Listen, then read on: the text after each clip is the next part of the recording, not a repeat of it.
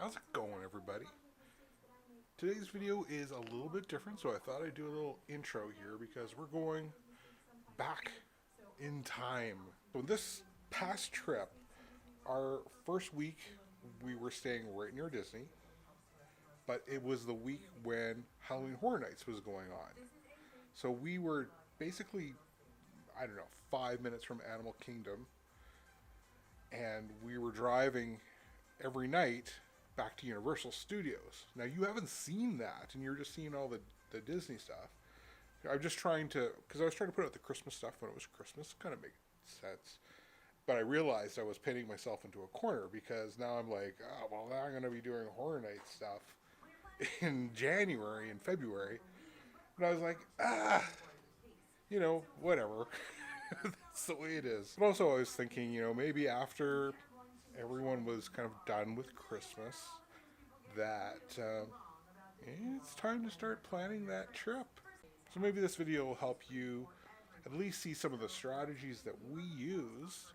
And they're not new strategies. There's other videos. If you watch Tim Tracker, these are his tips, and I'm just showing that they work. So anyways, here's us, our first night at Halloween Horror Nights 2019.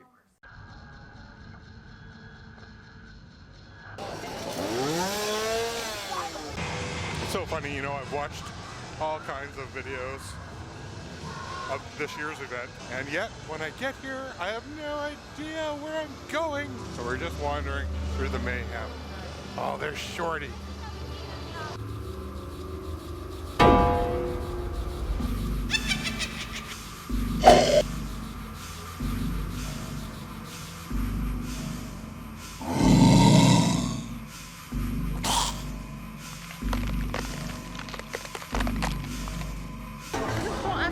What perfect way to start with Universal Monsters.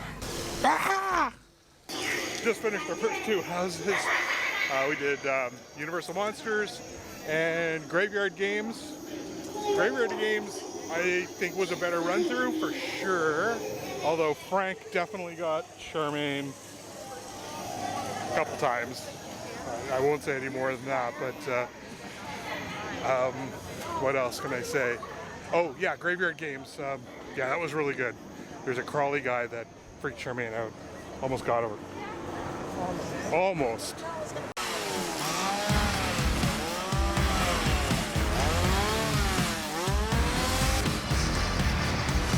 Do you have any idea what Blood Pit Nightingales is all about?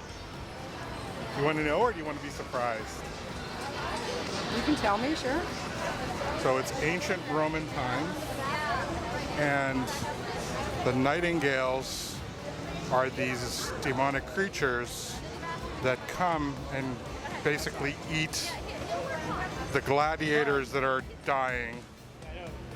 And so there's a lot of gladiators that are kind of fighting for their lives. Wait, that one was so good. We didn't get a very good run through Nightingale's Blood Pit, but it was very educational. I mean, it's a history lesson, right?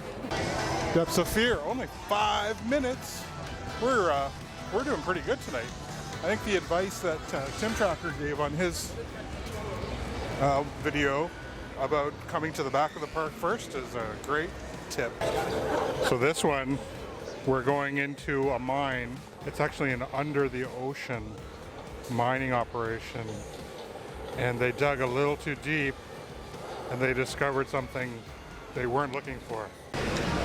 House of 1,000 Corpses. This will be the longest wait so far of the night at 25 minutes. It's really not that bad. Oh, this is so awesome. Been a big fan of Rob Zombie for a very long time. Taking you to the doctor. Dr. Satan! I gotta say, that Rob Zombie House of 1,000 Corpses was so far the very best of the night. We got a lot of houses still to experience, but I loved it. That was going right into the movie. Loved it.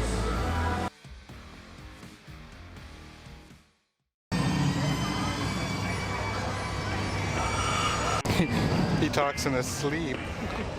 Well, this looks pretty awesome.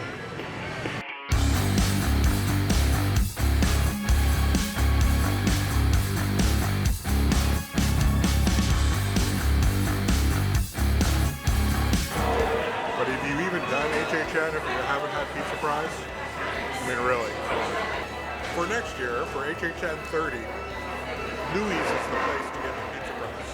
Don't get them by that Woody Woodpecker. The Louis are legit. They're way better. They're way better.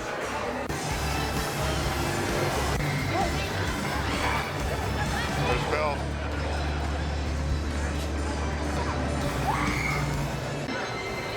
Let's check out the tribute store.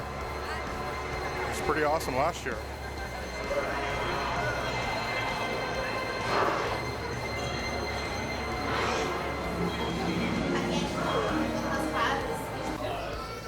Oh, that's awesome. All the marshmallow fluff.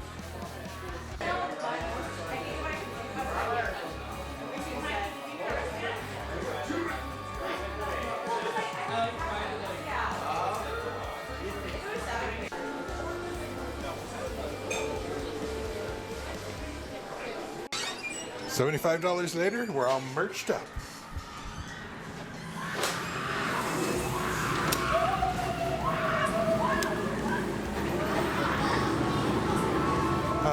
Blood curdling screams.